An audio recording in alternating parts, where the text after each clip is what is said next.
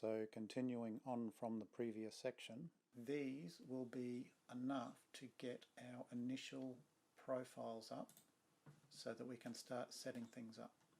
So here's a set of profiles, just 3 pegs in the ground and some ledges going across them. Again, I've got the ledger on the outside of the post, so the string line is pulling the ledger against the post and not trying to pull them off by the nails. You'll notice I've got these pegs fairly close to lined up. That makes it much easier just to measure things out.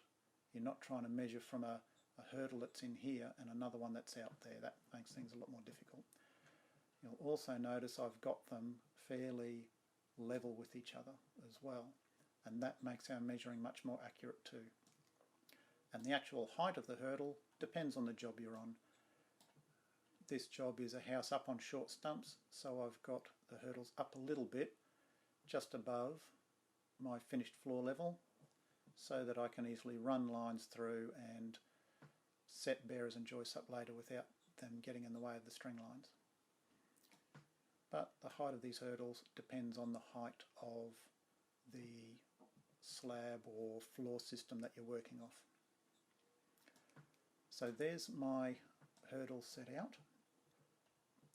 I can now run some marks on here and I can run some string lines, and I'm just going to start with my 4 outside string lines. There's my outside rectangular shape.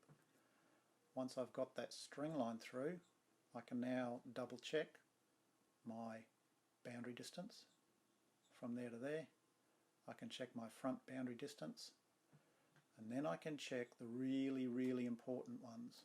Not that those ones aren't important, they are. I can hold the tape from string line to string line and check the width of my set out and the length of my set out and make sure that they are millimetre perfect.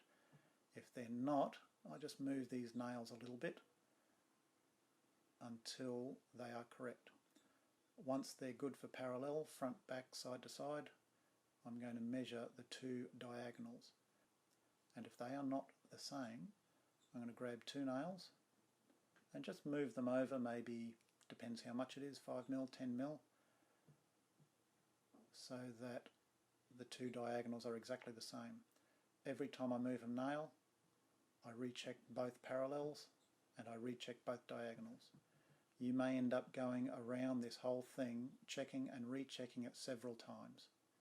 But every time you move a nail, recheck everything, both parallels, both diagonals, until they are correct, because everything is working off these lines. If you make an error here, you will carry that error through everywhere, in every component of the building.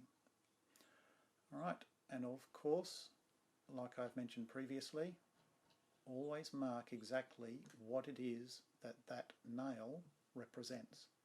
So this is the outside of my frame, and once I'm happy with that, I can then set up the remaining lines.